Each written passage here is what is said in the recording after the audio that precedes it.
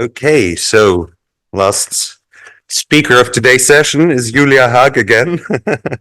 This time more in the role of a supervisor of a thesis. So her talk will be about predicting phylogenetic bootstrap values via machine learning.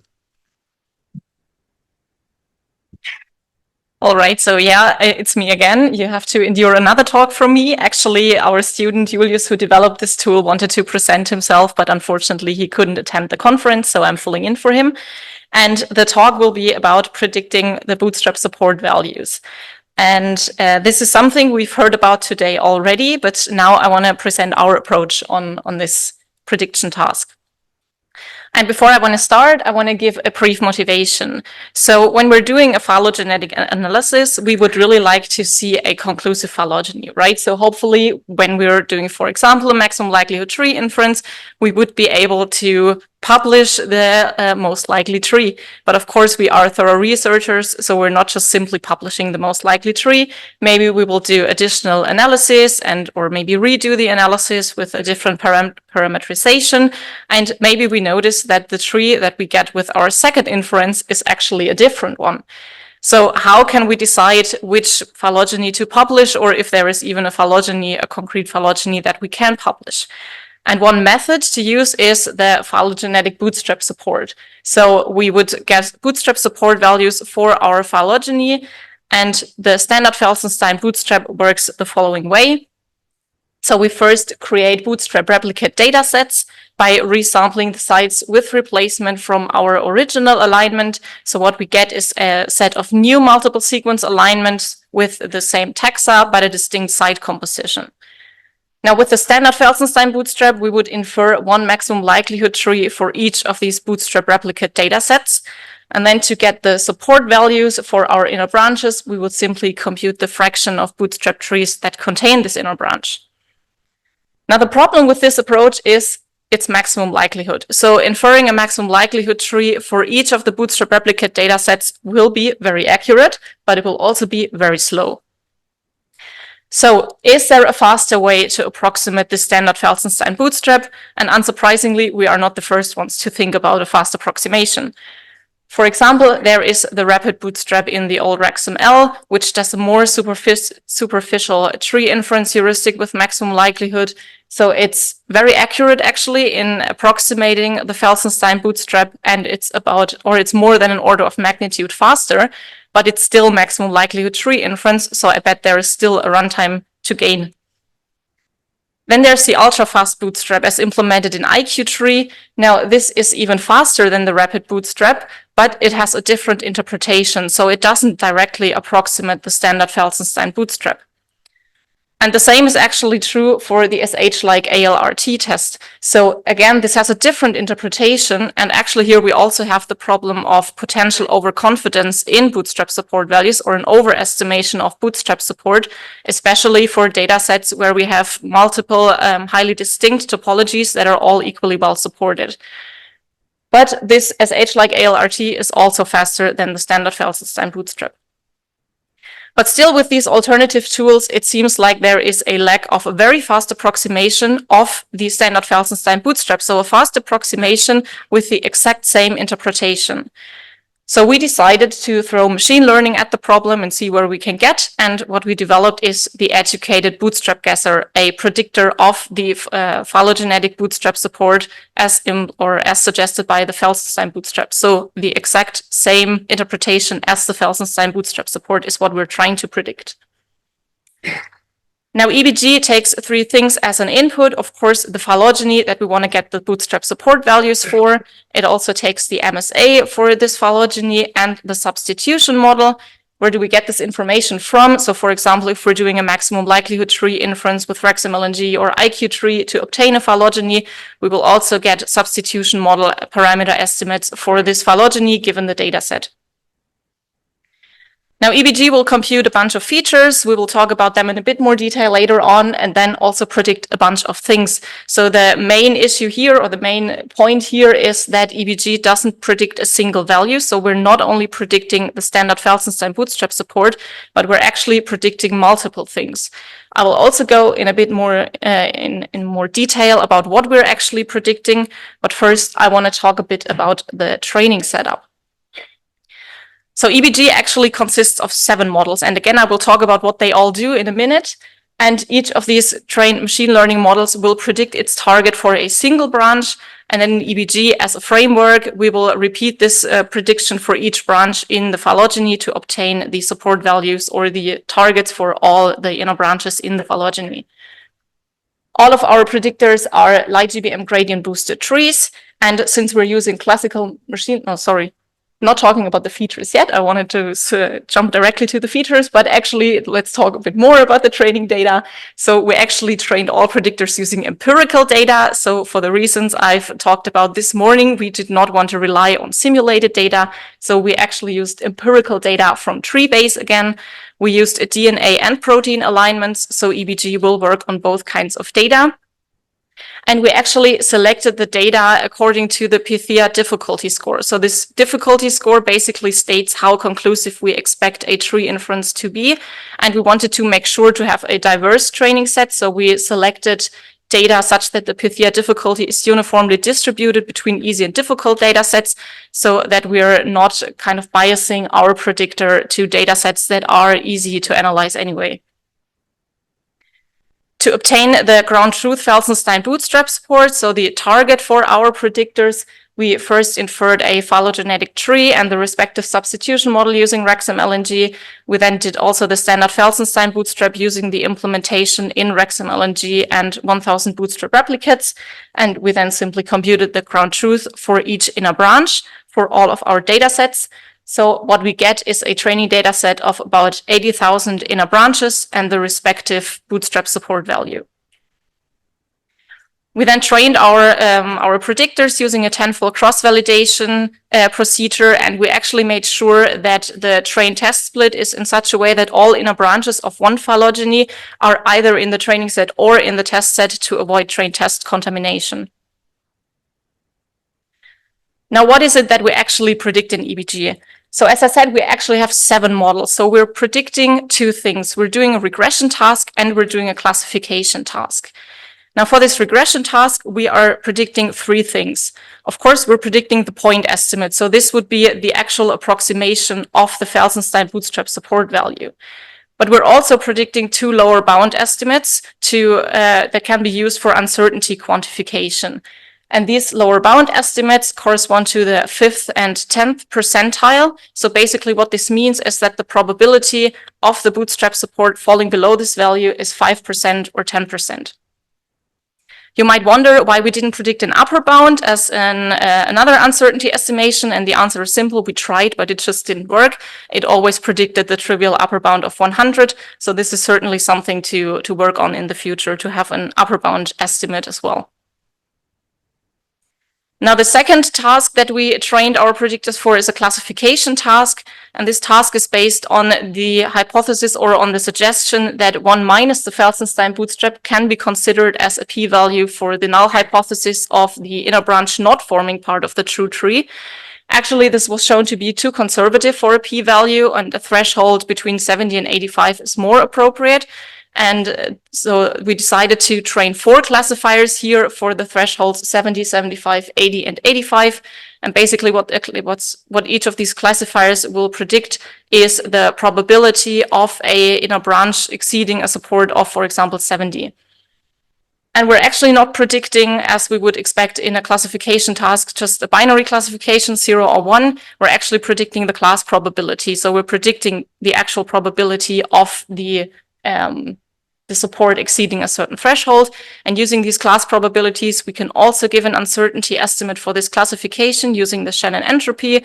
And basically the idea here is if the classifier is very certain, so we have a high class probability for one class, then the Shannon entropy will be low. But if the classifier is unsure and predicts around 50% for both of the classes, then the Shannon entropy will be high, and so the uncertainty will be high. Now let's talk about the features we're using in EBG. And we actually experimented with more than 150 features and then boiled them down to 23 features using recursive feature elimination. Now we used the same set of 23 features for all of our 7 models to make the interpretation a bit easier. So we actually found the optimal 23 features for the point estimate prediction and then applied or used the same 23 features for all other predictors as well. I'm not going to go into detail on all of the 23 features, so I'm just going to give you a brief overview and then focus on 2 feature groups that are going to be interesting later on. So the first group is based on the phylogeny itself, so we're using some branch length statistics here, for example. The second feature group is based on MSA, so we have MSA attributes like the sites per taxa ratio. And then we have 2 feature groups based on fast approximations of the bootstrap using parsimony trees. And as I said, they will be interesting later on, so I want to focus a bit on what we mean with these 2 feature groups. So as we discussed before, the bootstrap, the Felsenstein bootstrap, is very accurate due to the maximum likelihood tree inference for the bootstrap datasets, but it's also very slow. So we thought maybe it's worth trying to approximate the Felsenstein bootstrap using a faster tree inference on the bootstrap datasets. So we used parsimony trees instead of maximum likelihood trees to compute the bootstrap support. So this is why we're calling this feature group the parsimony bootstrap support. This way we have probably a not so accurate approximation, but it will be a lot faster than computing the maximum likelihood trees. Now, for the second notion of support values as a fast approximation, we thought maybe we can cut the inference time even shorter, or the approximation time, by cutting out the bootstrapping entirely and just using 1000 parsimony trees that we inferred on the unbootstrapped alignment and then compute a support value using these unbootstrapped parsimony trees. So how good does EBG actually approximate the Felsenstein bootstrap support? And for the comparison here, or for the evaluation here, I want to focus on the point estimate, so on the actual approximation of the Felsenstein bootstrap support value. And for the classification, I'm going to use the classifier with a threshold of 80. So this classifier predicts the probability that a certain inner branch will exceed a support of 80. And just to give you a bit more sense for the values that you're going to see, we're predicting the regression values, so the point estimate values, on a scale from 0 to 100 as percentage values. And maybe when I was just talking about the fast approximation of the bootstrap using the parsimony bootstrap trees, so instead of inferring maximum likelihood trees, inferring parsimony trees on the bootstrap data sets, you were wondering if this might be a good approximation already. So we're using this as a baseline here to compare EBG against. And let's first talk about the performance of this baseline classifier and regressor. And actually for regression, these metrics here, what you're trying to achieve is a value as close to 0 as possible. And for the classification, you're trying to get as close to 1 as possible.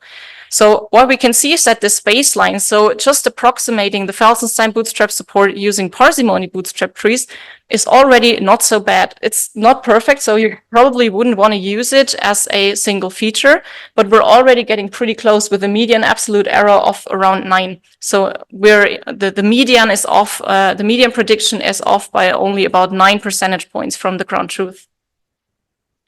But what about EBG? Is it worth including even more features? And yes, it definitely is. So with EBG, we actually achieve a pretty good performance and a pretty good approximation of the Felsenstein bootstrap. Here we have a median absolute error for the point estimate of only 5 percentage points.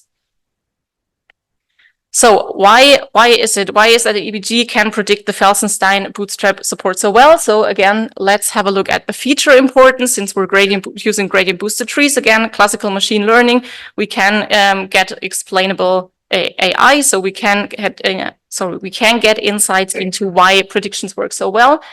And unsurprisingly, this parsimony bootstrap support, so this feature that I used as a baseline on the previous slide for the evaluation, makes up about 82% of the feature importance. So this is by far the most important feature.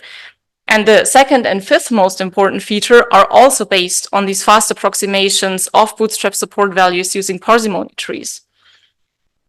So the takeaway from this slide is that we're seeing that parsimony is actually pretty good at predicting maximum likelihood results while being a lot faster. We've also seen this with our Pythia difficulty prediction tool, that parsimony trees are very good at approximating tree space or the behavior of the tree space.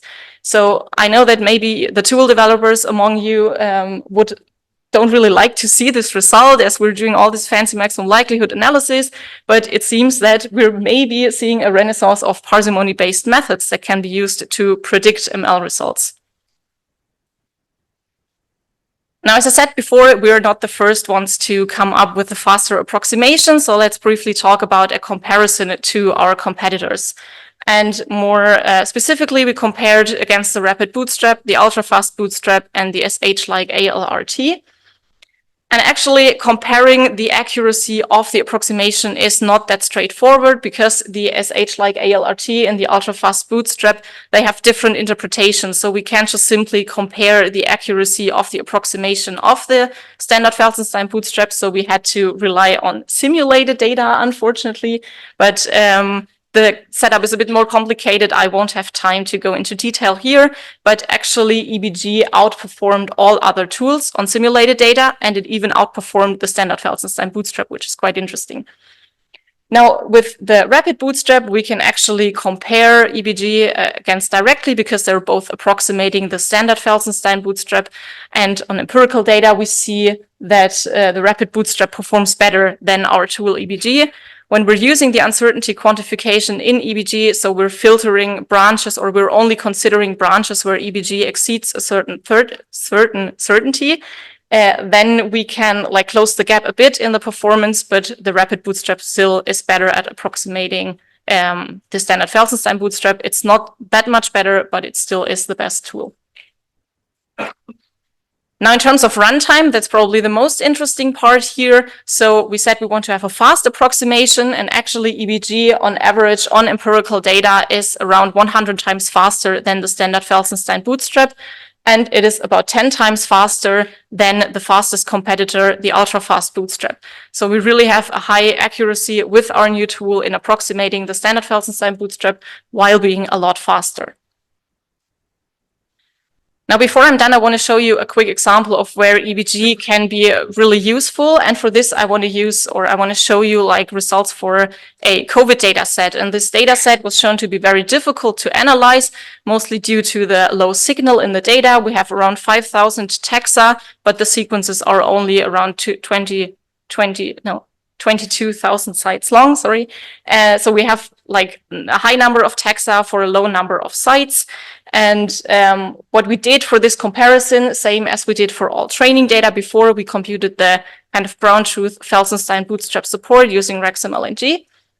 And then we also fed the inferred phylogeny and the substitution model to EBG to obtain the prediction for the Felsenstein bootstrap. And what we can see is that we actually achieve a high accuracy in predicting the Felsenstein bootstrap for this difficult data set. Now, the interesting part is the runtime comparison. So to compute the Felsenstein bootstrap, we used 10 nodes of a large compute cluster, and it still took us 35 hours to get the Felsenstein bootstrap support for the phylogeny. But using EBG, we could run this analysis on a standard MacBook, so just a mid-class laptop, and it only took 3 hours. So with EBG, we're actually able to analyze large data sets on a normal laptop without having to use fancy hardware, which I think is a pretty cool result of this tool. Now, to summarize what I've presented you the educated bootstrap guesser, a very fast and accurate predictor of the standard Felsenstein bootstrap. It includes regression tasks, classification tasks, and uncertainty quantification for all of the predictions. As I said, it is very accurate and very fast. It is very easy to use. It's available on Conda. You can easily install it and then directly use it as a command line tool. The source code is available open source on GitHub if you're interested. And if you want to know more details, you can either ask questions now or read the preprint on bioRxiv. Thank you.